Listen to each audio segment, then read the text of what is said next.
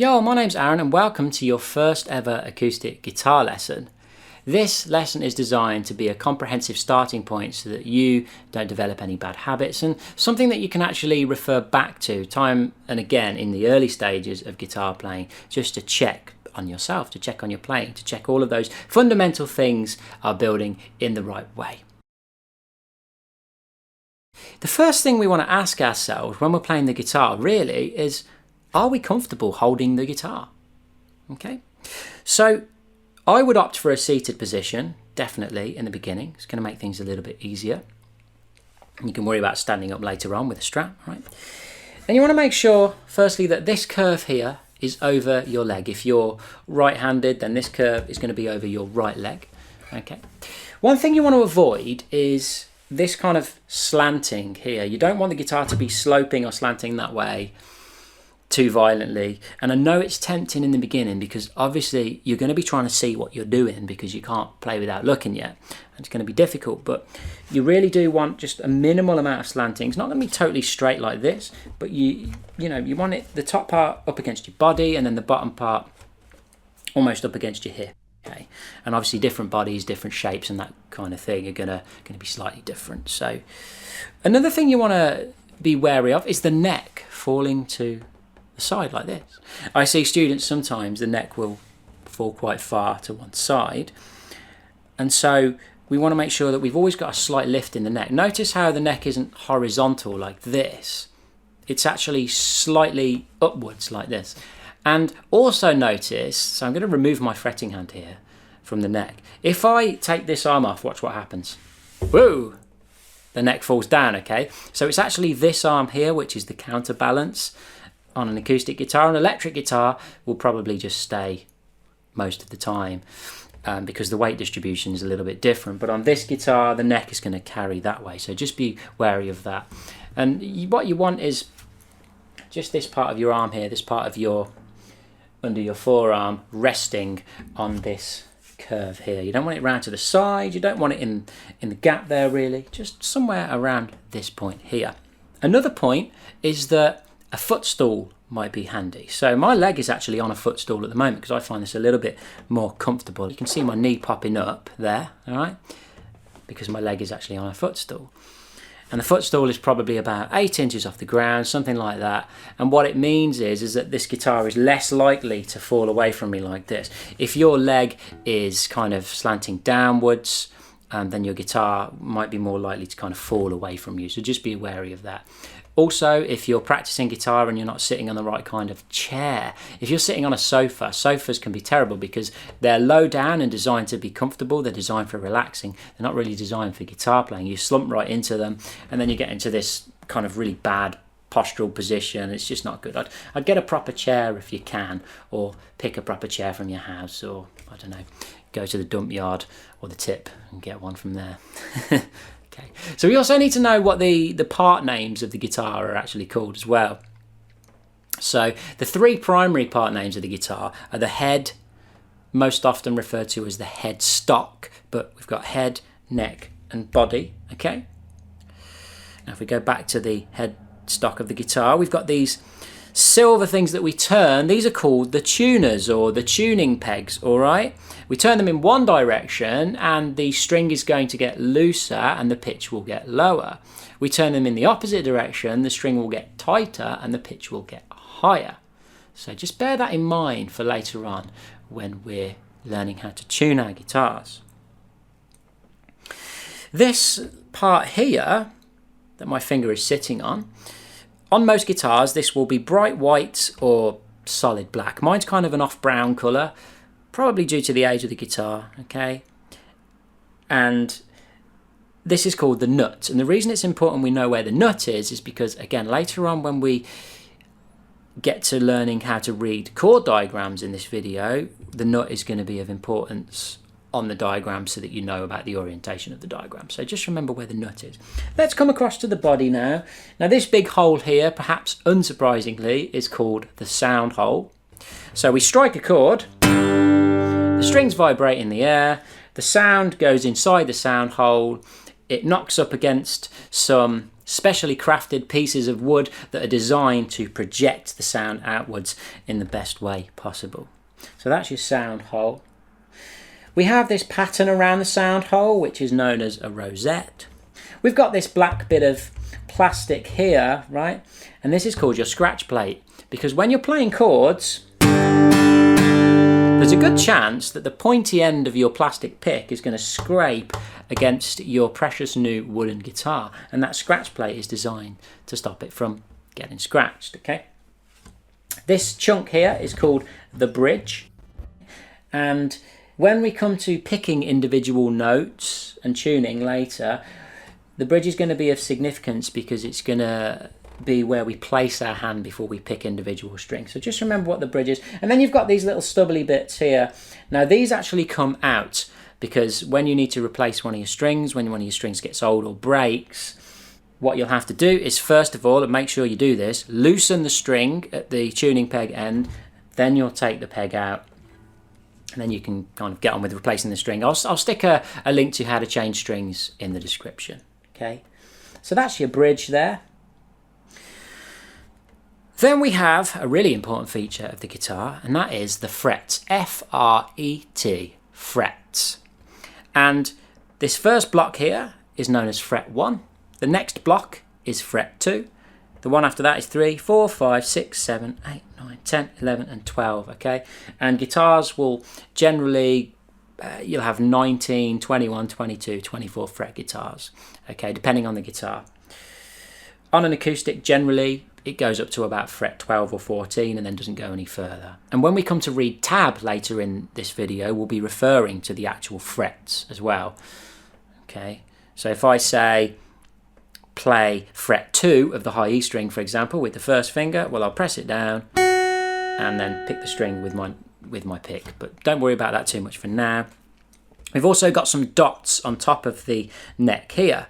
So we've got a dot at fret 3, 5, 7, 9, and then 2 dots at 12. So first thing, dots are designed to be markers for where the frets are, so you don't always have to count 1, 2, 3, 4, 5, 6, 7, whatever. You can just go, oh, if the third dot is fret 7, well, I know then that's fret 7 there. Or if I need to get to fret 8, I can go to the third dot, and then fret 8 will be the one after the third dot, etc., etc. And then the double dots indicate an octave. Okay, so if I play the high E string here, the thinnest string, and then I play that note at the 12th fret as well, well, the open high E string, the not fretted note, is an E, and then the 12th fret is also an E, and that E is an octave higher. I don't know if you can hear the similarity in the sound, but one is a higher version of the other, it's an octave higher, or one is a lower version of the other, it's an octave lower, okay? We haven't got to worry too much about that for now. Then, of course, we get to the strings, okay?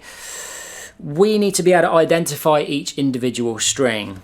So it goes as follows, from thickest string to thinnest string. We go E, A, D, G, B, E. That's it, you got it? I didn't think so, but that's okay because we have a couple of rhymes which we can use to memorize these strings. The first one is Eddie ate dynamite, goodbye Eddie. Just remember that good and bye are separate words in this case. Or we can go elephants and donkeys grow big ears. So whichever one of those rhymes suits you the most, you can pick whichever one. And that's how we identify the strings. We also need to be able to differentiate between the low E string and the high E string. So the low E string, not surprisingly, is the one that makes the low sound. And the high E string is the one that makes the high sound. However, I say not surprisingly, but with beginners, sometimes they'll get confused and they'll think the low E string is the one that's closer to the floor. The low E string is not the one that's closer to the floor. It's the high E string that's closer to the floor. Because remember, we're thinking in terms of music, we're thinking in terms of pitch and sound.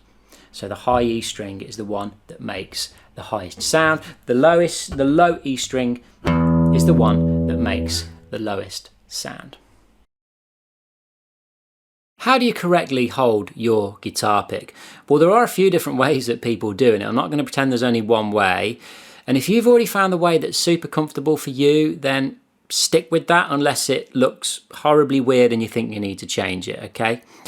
But I'm going to show you the kind of conventional way of holding a guitar pick. So hold out your picking hand out in front of you like this and put your thumb in the air and pretend you've got a big can of Coke. You see a bit of the shape of my hand there? Pretend you've got a can of Coke in your hand. And then hold your guitar pick by the pointy end with your other hand, your fretting hand, and place the fat end of the pick on top of your index finger. And the point should approximately be pointing in the same direction as your fingernail. And then what you're going to do is place the thumb on top of the pick, like so. So it should look like this, all right? And that's how you should be holding your pick. And again, it's going to take a little bit of getting used to, but you've just got to go with it. And I can tell you from experience, I used to hold my pick a certain way like this kind of way when I was playing. And then after 9 years decided, I wasn't getting enough out of that because I wanted to get more accuracy with my guitar picking speed, essentially. And I wanted a different tone, and so I switched. So to me, this feels like the best way, and it is the conventional way. You can have a little hole in the hand there. So now you know how to hold your guitar pick, you need to know how to place your picking hand on the bridge when you're picking individual strings. Because in a second we're going to learn how to tune, so you're going to use this while you're tuning. So, with your pick in your hand in that position, I want you to poke out the 3 remaining fingers just for now, and I want you to do like a karate chop on the bridge. Hi-ya! Okay? And your hand should approximately span the length of the bridge with the fingers sticking out. And then what you're going to do is you're going to bring those 3 fingers in like so. And then you're going to lean your hand down onto whatever string it is you want to play. So for this example, we'll just play a couple of notes on the high E string just for now, which is the thinnest string, remember. Bring that hand down so the pick is resting on the string, and then you're just going to pick towards the floor. And you should be able to reach all of the strings without moving your hand up and down. That's not to say you won't move your hand up and down when you're playing guitar, because it will happen, but you should have good reach to all of the strings. So you can see low E, high E, low E, high E, low E, high E. I can reach all of them. If you're too far down here, you can't reach the low E, and if you're too far up here, you can't reach the high E, okay? So you've just got to find that balance and rest the hand on the bridge, and that provides you with a really nice anchor point for picking notes and playing melodies. If you've never tuned a guitar before, this could be particularly helpful for you. If you know how to tune, you can just skip right ahead. So we're going to be tuning using reference pitches, but before we do that, we really need to know how it kind of works, right? So when you come to tune a particular string, you need to locate that string. So let's say I want to tune the low E string, the thickest string, give it a pluck, and then I need to follow that string up to the headstock and find the tuning peg that it's connected to, and that's the one that we're going to be twisting, okay? So if I twist clockwise, you can hear that that's lowering the pitch, and if I twist anti-clockwise, you can hear the pitch getting higher, okay? And that's what we're going to be doing. As for the reference pitches, what a reference pitch is a recording of the note that you're actually aiming for. So I'm going to be using a recording, and if you want to download this recording, you can get it in the Beginner Guitar Survival Kit. There'll be a link in the description. And I'm going to demonstrate to you now how we'll tune using reference pitches. So I've got the low E string set up here, and I'm going to hit the play button, and it's just going to play that note over and over again. Okay, so we've got a constant repetition of the note that we're actually aiming for. Okay, so let's just assume that my low E string is out of tune. I'm going to do that on purpose. Okay, that's really low. I can hear that's the wrong note. So I need to bring it up to pitch by turning it anti-clockwise until it matches the recording.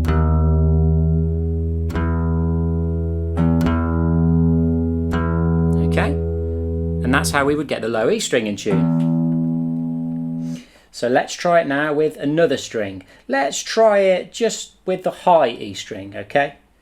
It's got a slightly different sound and feel to it. So we're going to be doing the high E string, so I need to pluck the high E string, okay. Which tuning peg is it connected to? It's this one here on my guitar. Some guitars have slightly different tuning peg arrangements, so you'll have to check yours.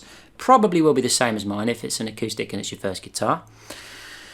All right, and we're going to play the recording, and this is the pitch we're aiming for. So I'm going to purposefully make this out of tune so we can hear that my one doesn't match the recording. And now I need to, because I know that this is too low, I need to turn it, raise the pitch to match the recording.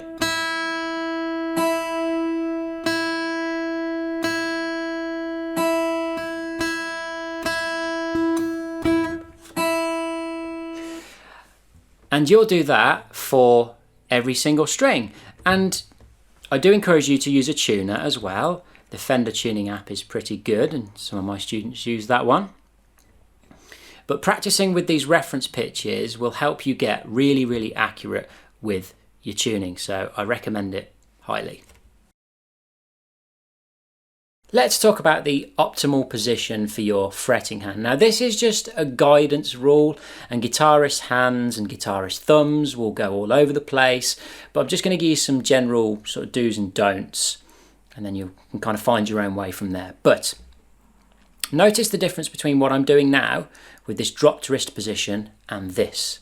This is what we don't want. We don't want our arm really, really high up. Our thumb starts to come right the way over the neck, and there are times where you will use your thumb to play, by the way, so it's not completely out of the question. But what you don't want is this really high arm position, okay? Generally speaking, you're going to operate from a point of having the wrist in this drop position here. So that's just something to bear in mind. So I'm just going to play through a few chords, and even if you don't know any chords, you can just get a general sense of what my wrist is looking like and what I can actually see. So now I'm playing an E minor chord. This is a G chord. This is a C chord. So you see these slight movements. This is a D chord. This is an A chord. All right, this is a bar chord, an F bar chord. At no point did my wrist suddenly come up here to do that. And now I'm going to play some scales. Here it's that was a reverse G major scale. This is a C major scale.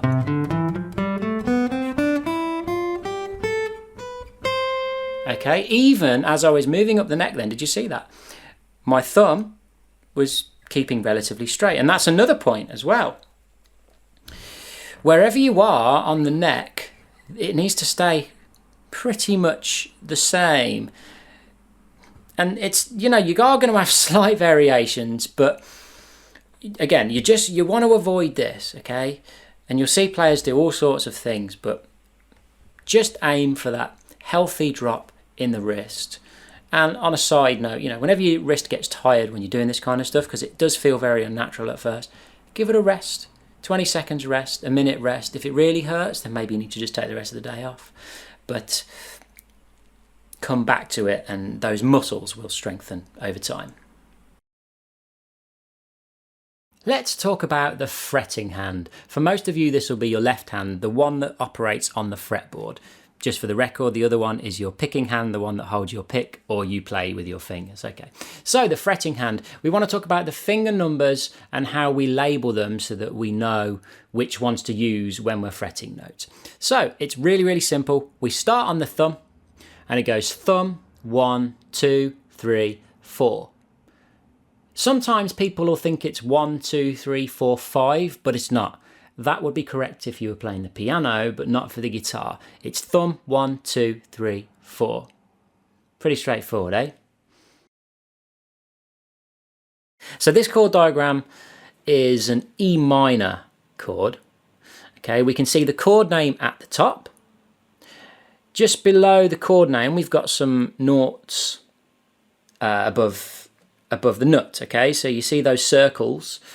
They will be, those circles are telling us those strings are to be played, all right?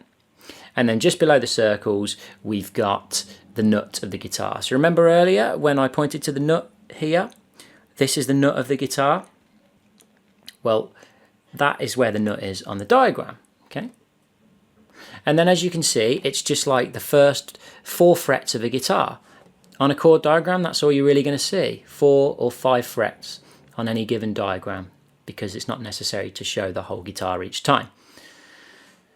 And you'll notice 2 big white dots with numbers inside. So the white dots indicate where to put your fingers, and the number inside the white dot tells you which finger you're going to use. So on this particular diagram, we can see we have a number 1. That means we're going to use the first finger, and we're going to use it on fret 2 of the A string. Can you see that? And then our second finger is going to go to fret 2 of the D string. And that indicates your fretted notes. And you're going to play those notes just the same way you're going to play the notes that have the noughts above them. So actually, if you look at this diagram carefully, you can see that every string is being played. Okay? So what you're going to do with your pick now is you're going to strike all 6 strings while holding on to these fretted notes with those 2 fingers you've just put on. And you just strike from the thickest to the thinnest string. And that there is an E minor chord. Don't worry if this E minor chord isn't quite right for now, or your hand's finding it very difficult. All of that is completely normal when you start, okay? You won't necessarily get a super clean, amazing sounding chord the first time. What's important is that you understand how to read these diagrams so that you can pick things up for yourself going forward. Now, sometimes on chord diagrams, you'll also see crosses, okay? So like noughts and crosses. And what the crosses mean is you don't play those particular strings. So in this E minor chord, yes, there are different versions of the same chord, but this is still an E minor chord. In this E minor chord, we can see that we do not play the low E, the A, or the D string. What we do play is the 3 thinnest strings, the G, B, and the high E string. So you would strum from the G string downwards towards the floor. And whenever you're strumming chords, you're aiming to treat it as one single unit, okay? What you don't really want to do is this. You want it to be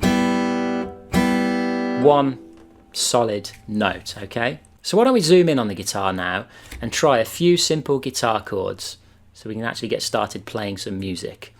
Before we try these chords, I'd like to talk a little bit about the optimal fret position. Now what this refers to is exactly on the fret where your finger should be. You'll notice that my finger is in a very specific position here. I'm not down this end of the fret, okay? I'm not towards the headstock. I'm actually on the end of the fret towards the body. I'm actually just before the metal part of the fret. If I go down here, I get this really buzzy sound, but as I move up further and further, the sound becomes clearer and clearer. And that's what we want to do. We want to make sure we're always in the optimal fret position.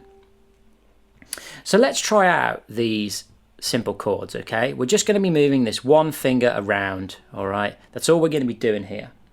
And our first chord is a 3-string G major chord. And all we do is we place our first finger on fret 3 of the high E. And what you might want to do first of all is with your pick here, you might just want to pick that note, just to check that it's clear. And that you've got your finger in the optimal fret position, exactly where mine is now. And then when you strum, you're going to strum the G, B, and the high E strings together. Nice. That's a G major chord, a 3-note G major chord, or a 3-string G major chord. Then we move this first finger down to fret number 2. Now notice, as I move down, I'm still in the optimal fret position, just on a different fret now. I'm not on 3 anymore, I'm on 2 now. And then with my picking hand, I strum the same 3 strings again. And that there is a 3-string G major chord. And then we're going to go down to fret 1 now from fret 2. So again, I'm in the optimal fret position. Very, very important. And I strum the same 3 strings. And then I'm going to come back up to fret 2. Strum the same 3 strings again. Nice and simple. If you want to expand on this exercise, what you can do, instead of just using one finger, you can start with finger number 3, okay? And use these fingers, 3, 2, 1, and then back to 2. And that just gets you a little bit of variation and finger movement if you're feeling up to that. And your picking hand will stay exactly the same.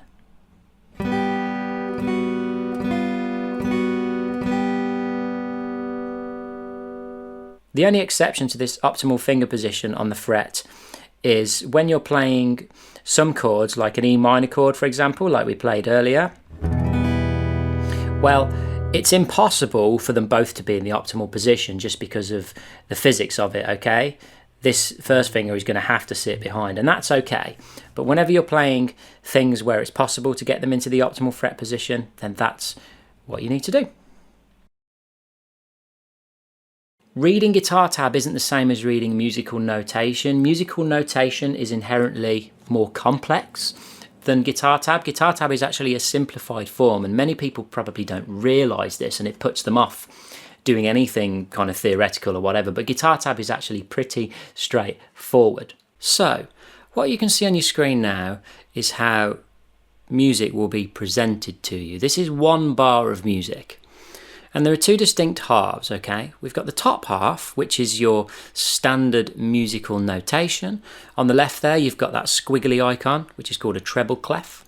And then you've got 2 4s, and you would say that as 4/4, that is your time signature. And then a couple of musical notes. And in the bottom half, we've got guitar tab. And you can see that indicated by the letters TAB. Tab is short for the word tablature, okay? And it's a very common way to present guitar music. Now, if you were to read guitar music as the top half, the notation, that's going to be considerably more complicated. It's inherently a lot more complex. And that's why we focus on the tab, because it's much more accessible, much more readable. And it's how I learned guitar for the first, 4 or 5 years when I was playing, when I was younger. So let's break down how to actually read this tab. Well, as you can see, you've got 6 lines. Now, what do we also have 6 of on the guitar? We have 6 strings, right? And each one of those lines represents a different string of the guitar. So the bottom line of the tab, the bottom line, is actually the lowest string. Because remember, we're thinking in terms of pitch. So that's your low E string, that bottom line. The next line up is the A string. The next line up is the D string. And so on and so forth. G, B, and then high E. What often happens with beginners is they will mix this up. They think that the top line is actually the thickest string because it's the top string of the guitar, but that's not the case. It's the other way round because we're thinking in terms of pitch, all right? Now, on that top line, the high E string, we have some numbers.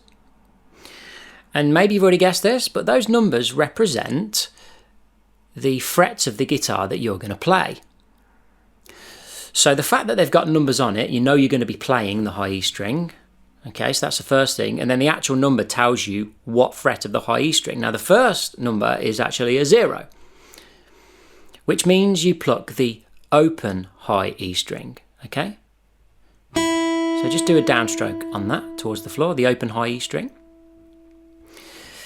Then we have a 2, and that means we play the 2nd fret of the high E string. So for this exercise, we're just going to use our first finger for now on each of these frets, okay? And we bring our first finger to that 2nd fret in the optimal fret position, and we pluck the 2nd fret. And then the next number, of course, is the number 3, so we move up to the 3rd fret into the optimal fret position, and we strike the string again with our pick. So altogether we've gone 0, 2, 3.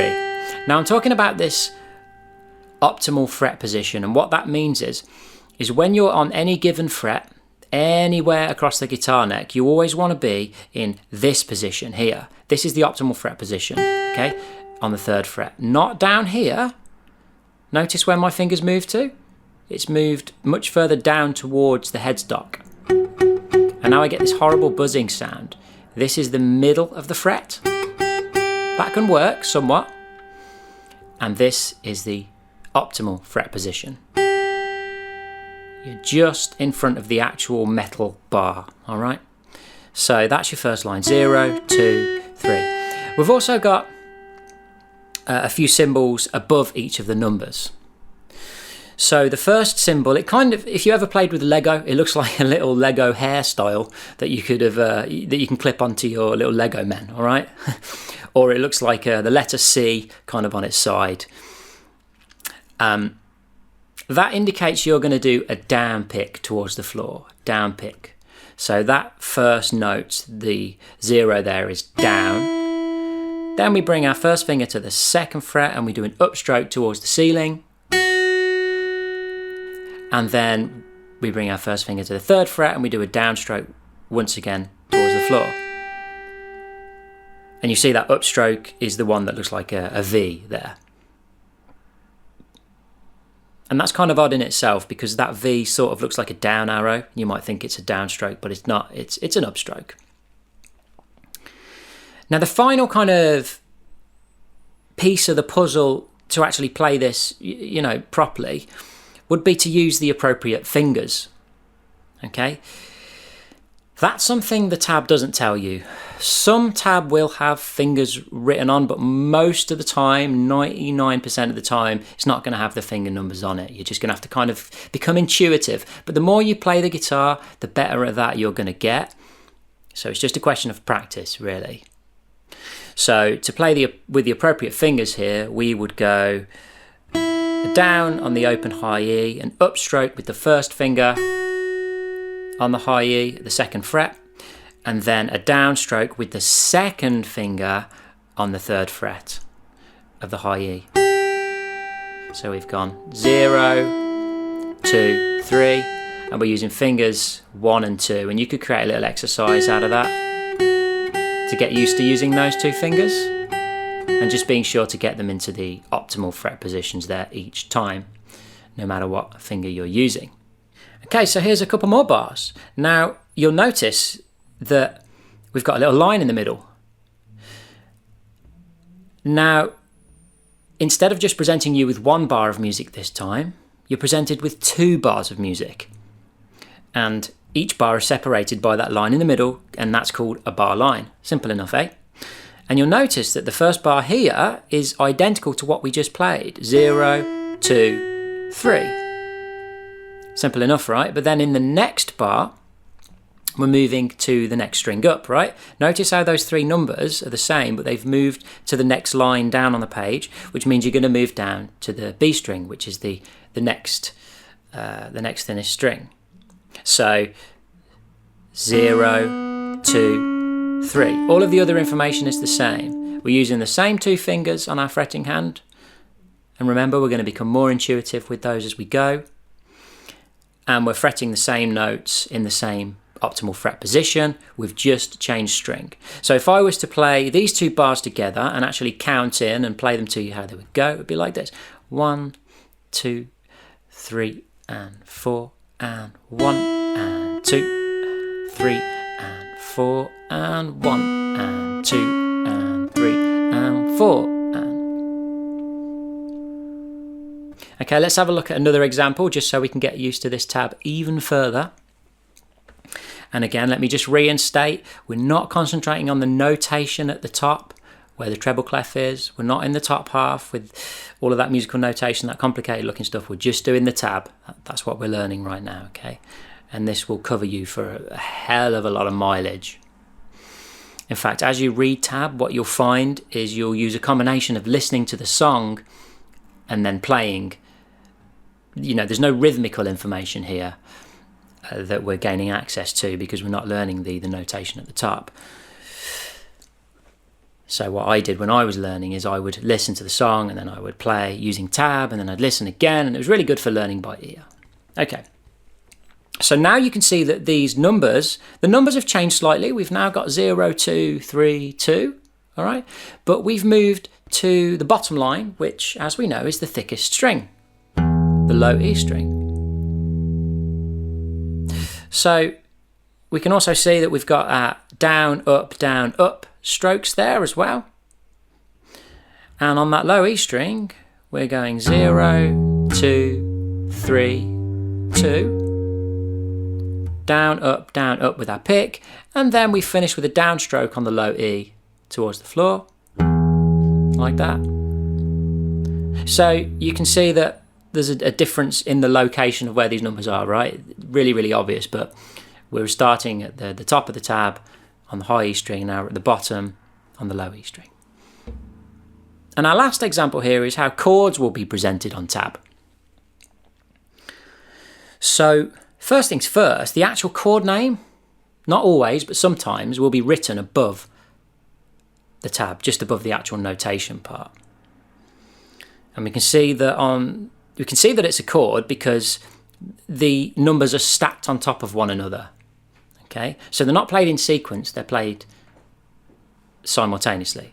Okay, now what the tab, again, isn't going to tell you, it's not going to tell you what fingers to use. So, I mean, if you already know an E minor chord, this is easy enough, but you can see that the second fret of the A string is covered on the tab, and the second fret of the D string is also covered on the tab, and then the other 4 strings are open. It gives you your E minor chord, and you're going to strum all 6 strings. So that's something to look out for, chords. And the chord in the next bar is an A chord. And again, we're covering, well, we can see that there's nothing happening on the low E string, first of all, but we're covering the second of the D, the second of the G, and the second of the B string. And then the A string and the high E string are open strings. And so we strum those 5 strings there. It gives you an A chord. And that there is what has hopefully been a solid introduction to how to read guitar tab. If you did find some value in this video, please check out the one that is on your screen now.